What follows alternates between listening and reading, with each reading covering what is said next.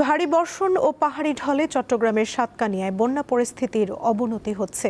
সাঙ্গু ও ডলু নদীর পানি বেড়ে অন্তত 17টি ইউনিয়ন ও পৌরসভার নিম্নাঞ্চল প্লাবিত হয়েছে। বন্যার পানি প্রবেশ করেছে সাতকানিয়া আদালত ও উপজেলা পরিষদ চত্বরে। টানা বৃষ্টি ও পাহাড়ি ঢলে হবিগঞ্জে খোয়াই নদীর বাঁধ ভেঙে অন্তত 20টি গ্রামের মানুষ পানিবন্দী হয়ে পড়েছে। রাতে সদর উপজেলার চারহামুয়া কালীগঞ্জ এলাকায় বাঁধ ভেঙে বিস্তীর্ণ এলাকা প্লাবিত হয়। পটুয়াখালীতে গত এক সপ্তাহ ধরে থেমে থেমে মাঝারি থেকে ভারী বৃষ্টিপাত হচ্ছে। পায়রা সহ দেশের সব সমুদ্র বন্দরকে 3 নম্বর স্থানীয় সতর্ক সংকেত দেখিয়ে যেতে বলা হয়েছে। উত্তরের জেলা নওগাঁতেও বাড়তে শুরু করেছে নদ নদীর পানি। দর্শক, এই বিষয়ে জানাতে হবিগঞ্জ এবং রাঙ্গামাটি থেকে যুক্ত হচ্ছেন আমাদের সহকর্মীরা। আমরা প্রথমেই যেতে চাই হবিগঞ্জে আমাদের সহকর্মী আকলাস আহমেদ প্রিয়র কাছে। আকলাস, বাঁধ ভেঙে যাওয়ার কারণ কি, আর যেসব গ্রাম প্লাবিত হয়েছে সেখানকার মানুষের সহায়তার জন্য প্রশাসন কি ধরনের উদ্যোগ নিয়েছে জানাবেন। মোজো বিরাট কারবার। মোজো 1 লিটার ও 2 লিটার কিনে তুমিও জিতে নিতে পারো ফ্যামিলি কার, স্পোর্টস বাইক, টিভি, আইফোন ছাড়াও থাকছে লক্ষ লক্ষ নিশ্চিত গিফট।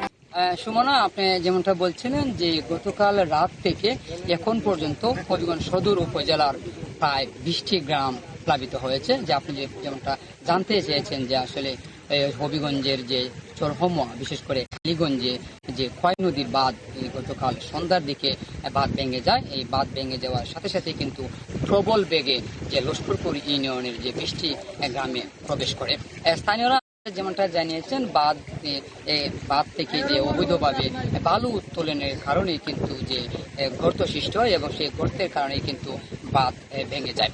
এই বাঁধ ভেঙে যাওয়ার পর থেকে বিশেষ করে এখানকার 20টি গ্রামের মানুষ কিন্তু দুর্ভোগে রয়েছেন। বিশেষ করে তারা আজকে সকাল থেকে আমরা দেখেছি যে তারা বিভিন্ন আশ্রয় কেন্দ্রে উঠেছেন এবং গতকাল রাত্রে কিন্তু তারা এদিক সেদিক ছুটাছুটি করছিলেন এবং তারা আশ্রয় কেন্দ্রে যাওয়ার জন্য প্রস্তুতি নিয়েছিলেন এবং অনেকেই আশ্রয় কেন্দ্র না পেয়ে তাদের যে আসবাবপত্র, গরু ছাগল নিয়ে কিন্তু তারা আত্মীয় স্বজনের বাড়িতে উঠেছেন। আমরা কথা বলেছিলাম যে জেলা প্রশাসনের সাথে, তারা আমাদের নিয়েছেন যে বন্যা দুর্গতদের জন্য জেলায় প্রায় 8টি আশ্রয় কেন্দ্র প্রস্তুত করা হয়েছে। এই আশ্রয় কেন্দ্রগুলির মধ্যে কিন্তু যে বন্যা দুর্গতদের এই আশ্রয় কেন্দ্রে ওঠার জন্য বলা হয়েছে এবং গতকাল রাত্রে কিন্তু মাইকিং করে সবাইকে সতর্ক থাকার আহ্বান জানানো হয়েছে।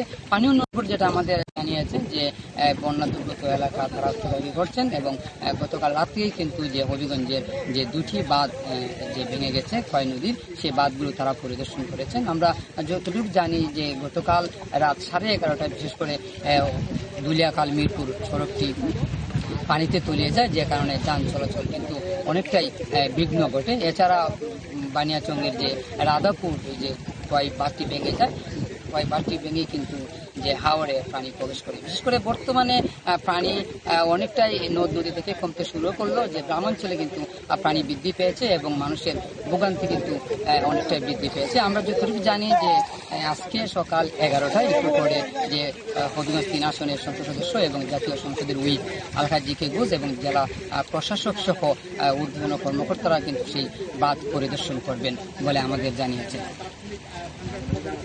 দর্শক, রাঙ্গামাটি থেকে এবারে এ বিষয়ে জানবো। রাঙ্গামাটি থেকে যুক্ত আছেন সহকর্মী মিশু দে। মিশু, রাঙ্গামাটিতে পর্যটন কেন্দ্রগুলোর কি অবস্থা দেখছেন, আর জেলায় নতুন করে কোনো এলাকা কি প্লাবিত হয়েছে জানাবেন। হ্যাঁ সুমনা, গত কয়েকদিনের যে টানা বর্ষণ রাঙামাটিতে চলছিল তা আজ সকাল থেকে কিছুটা কমেছে। আর রাঙামাটির বাঘাইছড়ি উপজেলায় ইতিমধ্যে আমরা যতটুকু শুনেছি 10 থেকে 15টি গ্রাম প্লাবিত হয়েছে। পাহাড়ি ঢল কিন্তু এখনও নামছে, যার কারণে নতুন নতুন গ্রাম প্লাবিত হওয়ার সম্ভাবনা দেখা দিয়েছে। এতে করে বাঘাইছড়িতে শুধুমাত্র 3500 মানুষ কিন্তু আশ্রয়কেন্দ্রে আশ্রয় নিয়েছে। পাশাপাশি রাঙামাটি শহরের 16টি আশ্রয়কেন্দ্রে কিন্তু এখনো পর্যন্ত 1000-এর মতো পাহাড় ধসের ঝুঁকিতে বসবাস করা মানুষ আশ্রয় নিয়েছে। এছাড়াও আমরা সাজেকে কিন্তু গত কয়েকদিনের যে টানা বর্ষণ ছিল তার কারণে সাজেকের সাথে যোগাযোগ বন্ধ ছিল রাঙামাটি এবং খাগড়াছড়ির, যার কারণে পর্যটক ভ্রমণের নিষেধাজ্ঞা দেয় প্রশাসন। সেই নিষেধাজ্ঞা এখনও বলবৎ রয়েছে। তবে সাজেকে আটকে পড়া যে 5 শতাধিক পর্যটক, তার মধ্যে 1.5 শতাধিক পর্যটক গতকাল তাদেরকে সেনাবাহিনী তাদের নিজ নিজ গন্তব্যে নৌকা যোগে পাঠিয়ে দিয়েছে। কিন্তু কিছুক্ষণ আগে আমরা খবর পেয়েছি বাদবাকি যে পর্যটকগুলো রয়েছে তারা কিন্তু তাদের যে এসকর্ট কিন্তু তাদের যাত্রা করেছে, তারাও কিন্তু সাজেক থেকে নেমে গিয়েছে। আর কিছুক্ষণের মধ্যে হয়তো তারা খাগড়াছড়িতে পৌঁছে যাবে, কারণ খাগড়াছড়ি এবং সাজেক সড়কের মধ্যে যে সকল স্পটে পানি জমা ছিল সেগুলো কিন্তু সরে গিয়েছে, যার কারণে পর্যটকদের নিজ নিজ গন্তব্যে পৌঁছে দিচ্ছে সেনাবাহিনী। এছাড়াও রাঙামাটিতে গত কয়েকদিনের যে বর্ষণ তার কারণে কিন্তু রাঙামাটির প্রায় 104টি স্পটে ভাঙন দেখা দিয়েছে। রাঙামাটির বিভিন্ন সড়কে কিন্তু পাহাড় ভেঙে পড়ে, যার কারণে কিন্তু সড়ক যোগাযোগে বিঘ্ন ঘটলেও সড়ক বিভাগ সে মাটিগুলো দ্রুত সময়ের মধ্যে অপসারণ করছে। এছাড়াও রাঙামাটিতে গত 24 ঘন্টায় 92 মিলিমিটার বৃষ্টিপাত রেকর্ড করেছে আবহাওয়া অধিদপ্তর। এছাড়াও রাঙামাটির যে আশ্রয়কেন্দ্রগুলো রয়েছে সেগুলো কিন্তু ইতিমধ্যে সে আশ্রয়কেন্দ্রগুলোর খোঁজ খবর রাখছেন রাঙামাটির সংসদ সদস্য দীপেন দেওয়ান এবং রাঙামাটি পার্বত্য চট্টগ্রাম বিষয়ক মন্ত্রণালয়ের প্রতিমন্ত্রী মীর হেলাল।